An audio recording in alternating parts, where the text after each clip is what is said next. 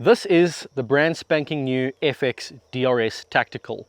It's a PCP or pre-charged pneumatic air rifle that looks a lot like an AR, and at first glance that really comes across as being quite corny, just another airgun or airsoft company trying to make a replica that looks cool.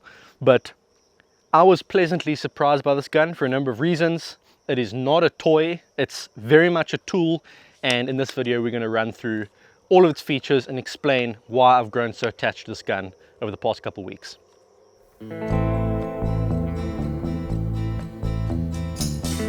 We're going to cover a lot in this video, so I'll put chapters down below in the video description so we can stay a little bit more structured. We'll run through all the features of the DRS Tactical, we'll showcase the performance by doing some shooting, and most importantly we'll talk about what this gun is actually made for and where it fits in. Because that's really important. You shouldn't be going out and trying to choose an air gun from all the options you have unless you actually know what you want to use it for. I think I've found this one's purpose. Let's get straight into it.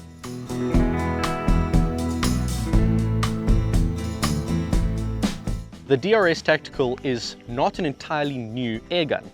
It's built on, you guessed it, the DRS Action, which has been around for a while now in the form of the DRS Classic, which is a lightweight hunting airgun dressed in a more traditional wooden or synthetic stock, and the DRS Pro, which is a powerful, precise machine in a chassis built to win competitions. I don't have that much experience with the DRS Classic, aside from just seeing it at trade shows and stuff like that, but I do have a hell of a lot of time behind the DRS Pro, which has been my primary competition precision rifle airgun for the past year. You want to know how I feel about the DRS Pro? Well, it won me $20,000 at RMAC. Of course I love the thing.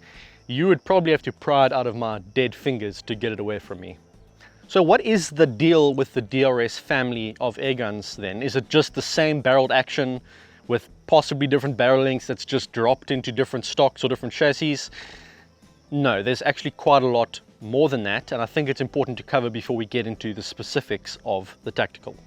The first thing that you need to know is that most traditional PCP airgun actions, or blocks as we tend to call them, have a small chamber between the regulator and the valve, which we call the plenum. This is where the air is stored before it is dumped behind the projectile, sending the projectile downrange. You can have endless adjustment of the regulator pressure, the hammer spring, the hammer weight, all that stuff, but the plenum volume is one of the big factors that determines how the valve opens and closes and the pressure curve that forms as the projectile is accelerating down the barrel. Think of it like a cartridge case. A 223 and a 22-50 both shoot the same bullet, but one has a much larger case capacity and therefore has the potential for more power. Smaller plenums are better suited to low power guns. Larger plenums are better suited to high power guns, and the beauty of the DRS system is that the plenum is actually detachable. It bolts right to the bottom of the action, it's sealed by an O-ring, and the air moves directly through the valve and into the transfer port, which makes it not only really efficient, but it means that you can swap out the plenum and change the volume depending on your application. This not only gives the benefit of behaving like a barricade stop and allowing a lower profile stock or chassis below the barrel, but it also means that the plenum size can be customized for different models very, very easily. The Pro has a large 63cc plenum, the Classic has a small 7cc plenum, and this is somewhere in between at 35cc. This means that the Tactical is going to have the ability to push slugs at pretty good speeds, even with the short barrel.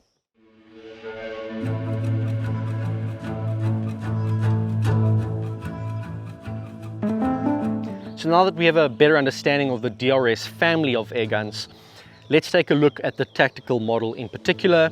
And the very first thing you'll notice is that there is no chassis or stock that the barreled action just slides into. This is actually made up of a number of different modules that are all interconnected and bolt into each other, which gives it a really, really rigid feel. There's a fore-end module which bolts on to the action in the front of here via 2 screws. The rail on the fore-end module comes all the way across the top and bolts into the action from the top. It also bolts into the buttstock module at the back, so it's secured over there. And the buttstock module then bolts into the trigger guard module, which holds the grip and the trigger guard, and that also bolts into the action. So everything's all connected, and it's an extremely rigid setup with no play whatsoever. You can fit any AR buttstock to the buttstock module. I've got this one from Hogue. I like the length adjustability. And you can also fit any AR grip. I like the one that comes with this, however. It's a nice palm swell grip. It's got nice stippling on it, and it's a nice textured rubber, so I feel no need to change it, but you can swap it out with anything you want. The fore-end has a full-length Arca rail at the bottom, to which I've fitted an MDT ground pod, which I think is a great fit for this gun. It's lightweight and has a great adjustment range. It also has M-lock slots at the bottom, so if you don't have an Arca bar pod and you wanted to, for example, fit a pick rail or even a sling stud, you can do that. Unfortunately, the slots on the side are not M-lock. It's probably the only thing I don't like about this gun. I personally don't feel the need to bolt anything onto the side. It's not like a PRS rig where you want to add weights and all that stuff, but I suppose some people might have wanted to add like an extra set of pick rails for adding extra accessories, stuff like that. So that's probably the only thing I would change here. This is a pre-production model, so my gun is missing them, but on the side in the front here, these two holes are for QD flush cups. QD flush cups, you can get one of those slings with QD studs and you can just pop them in and take them off easily. So that's really nice if you want to, for example, sling this over your shoulder and carry it around. I personally don't think I'll be walking around too much with this long distance, and even if I did, it's light enough to carry, but that's a really nice feature, especially if you have a buttstock with QD mounts as well. You can just run a sling all the way across. The top rail is a full-length Picatinny rail, so you can really fit whatever you want here. A normal scope, a thermal scope, a red dot and magnifier, a bubble level, even another bar pod if you really have no idea what you're doing. As far as optics, when you consider what this gun is made for, which is quickly engaging targets at close to medium range, I think something like an LPVO or prismatic makes a lot of sense. I spent some time with the Element Immersive Series 5x30, which is one of my all-time favorite scopes.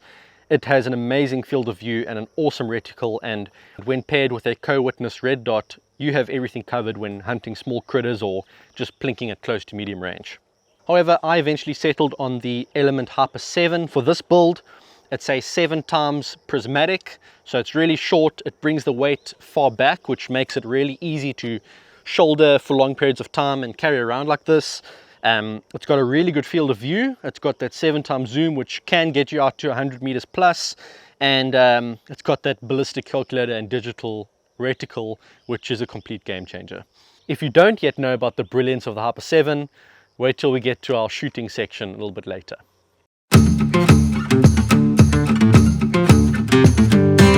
The way that the air is stored on the DRS air guns is quite unique. Essentially, this thing that looks like the barrel is actually the air cylinder, and the barrel runs inside the air cylinder, sealing in the front with an O-ring around the barrel, which actually allows the barrel to expand and contract in and out as the temperature changes and as things expand and contract with temperature shifts and pressure shifts.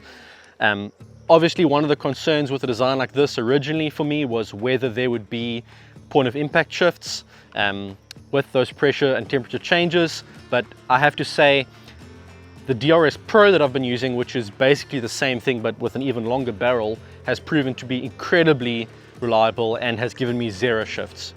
In fact, I didn't even have to adjust my 0 one click between leaving South Africa, flying to the USA, and shooting the whole of RMAC in scorching heat.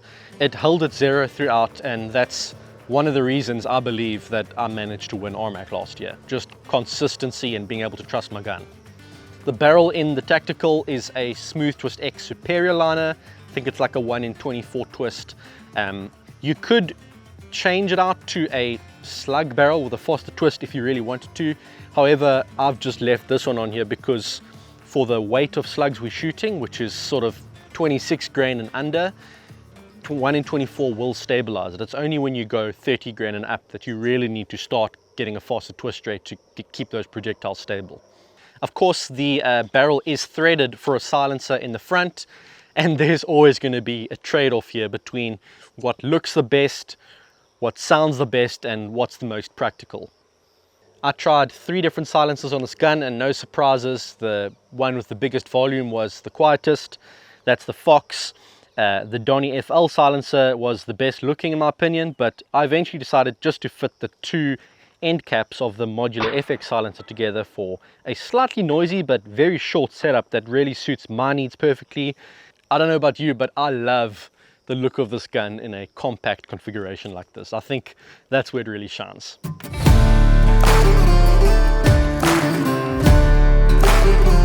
Something that's important to know about this model is that the hammer spring and the regulator are both adjustable.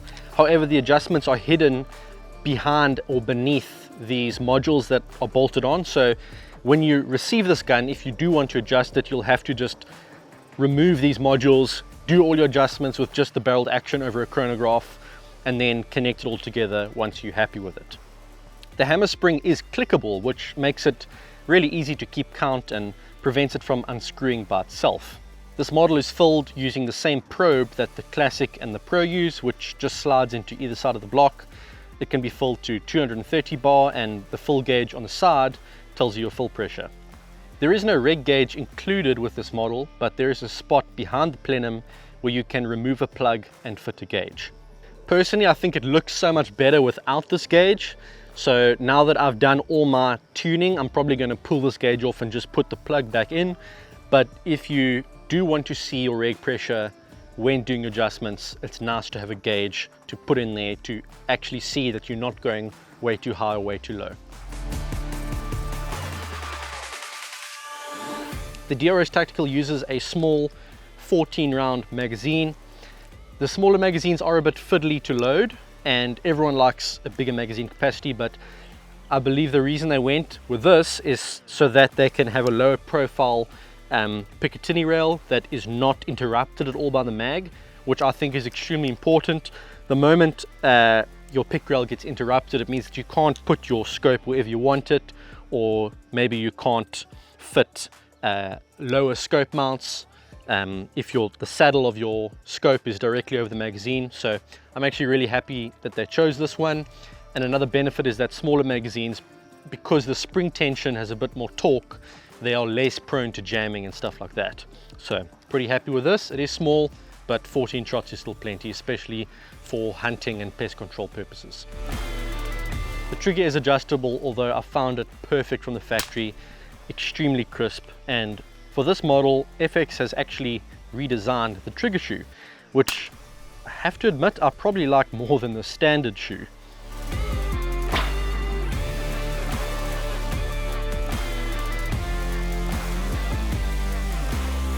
So now we get to the crux of the matter. Purpose. Does this gun serve a purpose? Does it have a place in this world of all these crazy air guns we have available to us? Or is it just a gimmick that looks cool?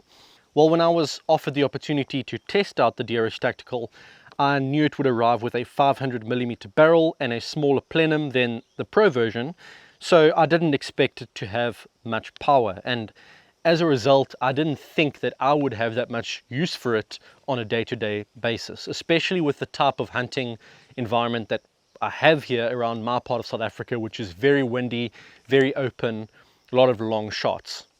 I expected it to be a little bit more in the mold of remember the Dream Tac Compact? Really short barrel, same AR stock, perfect for close range pest control, but I always struggled with that, shooting light pellets at very low speed in my type of environment. However, this is nothing like that. I can also tell you straight away that this is not going to work as a precision rifle competition gun. Even if you had to pack out to this whole fore-end with weights, it would need to balance around here, and there's just not enough fore-end length, not enough runway to pack with weights to get it to balance properly. So it's out of the question for that. And that leads us to hunting. Where does this fit in as a hunting gun, and where does it really shine? Well, as I said, I expected this from the start to be a great close and personal hunting gun. I expected to shoot maybe 18 grain pellets at sort of 900 to 950 feet per second very accurately, and that's perfect for shooting pigeons and squirrels and stuff sort of within 50 meters, maybe stretching out to 70, 80 if the conditions are good. For longer range, you need more power, not because necessarily you need more knockdown energy to kill the animals you're hunting, but because you need to be able to shoot projectiles with a higher ballistic coefficient to overcome the crazy loopy trajectories and the effects of the wind at longer distances and actually hit what you're aiming at. And that's why I didn't have a lot of hope for this when I first received it. But that all changed when I realized that even with this 500mm barrel, this gun has the power to be able to shoot light to mid-weight slugs very, very well, very accurately, without really trying too hard. And that's why I've been so impressed with this gun. When this DRS Tactical arrived, I happened to have a visitor with me all the way from Belgium, Matthias from the channel Airbucks. We had planned to head to the Witmoskloof Oxwagon camp to spend a few days shooting in the mountains and trying to take some ultra long shots, which we did. Try and guess down in the comments below how far these shots were. I'll pin whichever one is closest.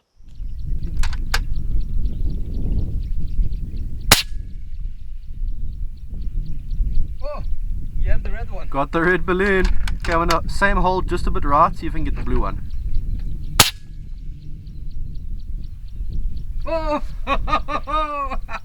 nicely done. Anyway, back to the DRS. We filled it up with air for the first time, we took a few shots with pellets, and then we started slowly turning up the power to see what it could really do. We had unfortunately forgotten the reg gauge at home, so we were working blind. We made a few adjustments here and there. We chambered a 26 grain slug just to see if we could get some decent speed out of it, and bam, 1024 feet per second straight out the bat. To put this into context, let's rewind the clock back to 2018, when this whole slug revolution thing was just starting to kick off.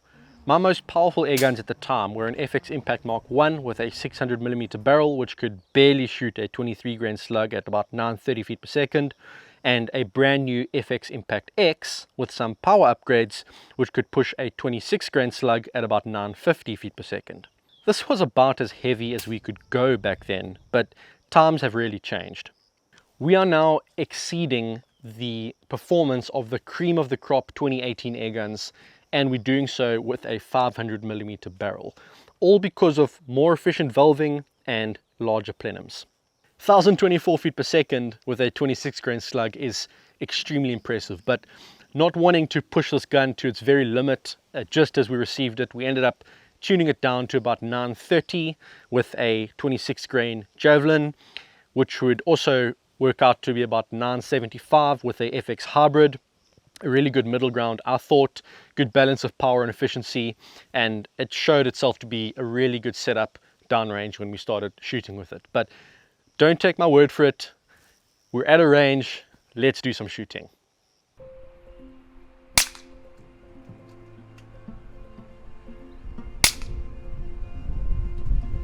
As with all reviews, it's really important to talk about performance. Guns don't just work in theory, they have to work in practice also.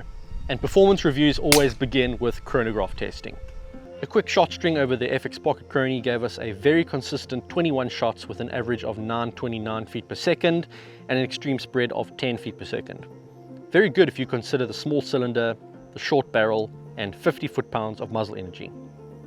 If you want even more shots, turn the power down, shoot pellets, you'll get plenty. So normally when it comes to accuracy testing, we'd be shooting groups from a bench or lying prone at sort of 1500 meters. This gun is capable of good precision. We know what the FX barrels can do, we know what the DRS Action can do, but that's not what this gun is made for. This is something that's made to be dynamic moving around. So we're gonna change things up a bit. Picture this, your granny calls you. She's got a problem with ground squirrels digging up her garden and monkeys breaking into her house and stealing all her homemade delicacies. You're supposed to sort the problem out. So you rock up to her house, you bring the DRS Tactical with you, and you start engaging those targets. We've set up steel at random unknown distances, all the way from about 20 meters all the way to probably 140 meters, and we're going to be engaging them from the vehicle with this. The first targets are 2-inch white steel targets, which would be about the same size as the kill zone on a ground squirrel. We'll be shooting those from the window of the bucky, and once we get past those initial targets, we'll hop out, we'll set up with a bipod on the hood, and we'll shoot the bigger targets, which are sort of 5 to 8 inches. We've got a yellow target, probably just under 100 meters, and then we've got 2 white square targets just beyond 100, and then another orange target probably close to 140, and those we'll take off the bipod. Should be fun, let's do it. One more thing to add, we've now fitted the range finding module to the Hyper 7, which is going to change the game. We've got a pressure switch over here. When I line up on a target, hit the pressure switch, the range finding module will capture a range, and it will send the range to the Hyper 7, which will then factor in all the ballistics and the profile that we've selected, and it will tell me exactly where to aim in the scope. So as I said, unknown ranges, we're going to range as we go, and we're going to engage them, and we're going to see how quickly we can get through everything. Right, I see our squirrels out there. Hyper 7 is on, magazine's in. Let's sort these things out. First one, 20 meters, 41 meters. Tricky shot, this one. 63.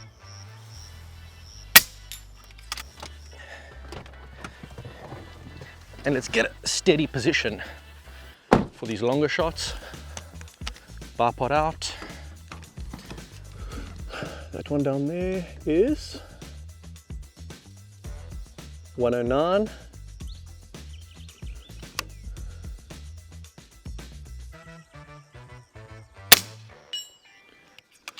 Next one is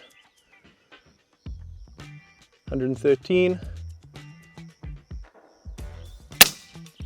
Dead center. Next one, 113. Dead center. And last one there, 140.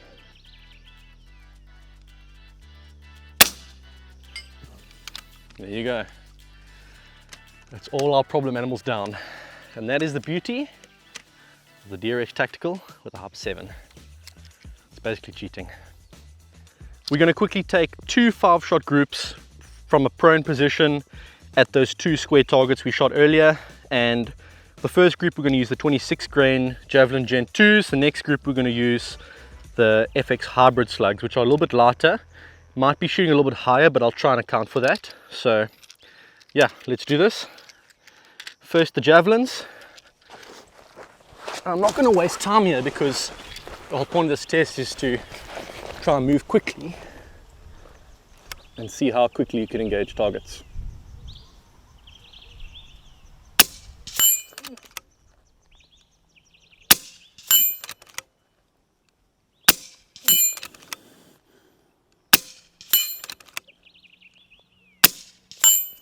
That's a very good group. And now the hybrids, I'm going to aim slightly lower because if I remember correctly, these were shooting about 30 or 40 feet per second faster. So let's go over there.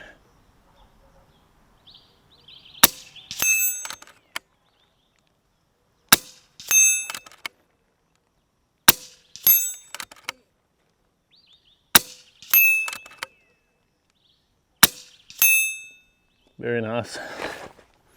Awesome stuff. That javelin group looks amazing. Don't let anyone tell you that you need a lot of zoom to shoot long range. This is a 7x prismatic scope. We were shooting quickly, and that's 4 shots basically covered by my thumb at 109 meters and 1 just off to the right. Hybrid group wasn't terrible either. I mean, if that was a monkey, he'd be dead 5 times out of 5. But I think sometimes the heavier slugs with a longer bearing surface are just a little bit more forgiving in especially in these shorter barrels where there's lots of air being dumped behind the projectile. That's an awesome group there. Very happy with that.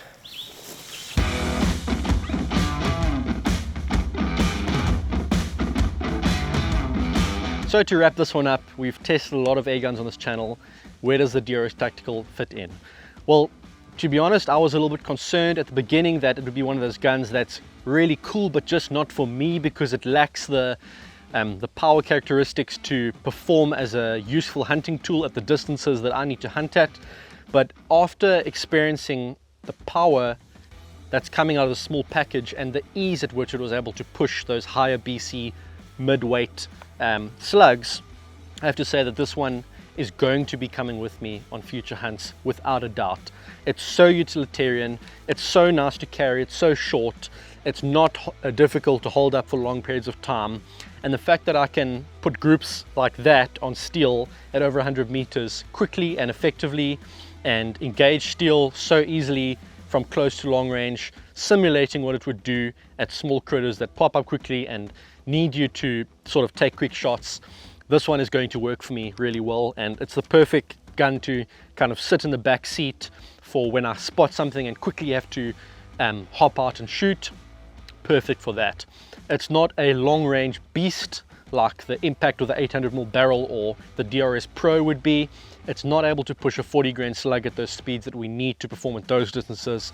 And it's also not the kind of gun that has a huge bottle, huge air capacity, and you can sit on a bench and shoot all day with.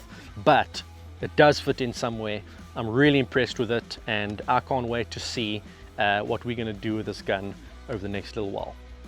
I wanted to give Matthias the full African experience, so he had the honor of taking the first animals with this DRS Tactical. He shot a Dussie at I think 107 meters, once again just using the Harper 7, hitting range and putting the dot on the Dussie and pulling the trigger and just dropping it straight down. And he also managed to get a monkey. Another quick shot, gave him a few seconds, he managed to quickly shoulder the rifle, range, pull the trigger, and boom, right between the eyes, out the back of the head, perfect shot. I just need to work out a way to film through the Harper 7 to get you some of that footage, and if that doesn't come right, then we'll just put a more traditional scope on and get some really cool hunting scope cam footage with maybe like a 2:16 Helix HD or the 2:12 Helix HD compact, something like that would fit this gun really well, or even that 5x30 immersive series. But either way, we'll get some hunting content for you, and stay tuned for that. As always, thank you so much for watching. I'd love to hear your thoughts about where you think this fits in or what you might be using it for. Everyone's different. Every place in the world has different hunting opportunities, different shooting opportunities, and you might see something totally different in this gun than I do, and I'd love to hear it. Happy hunting.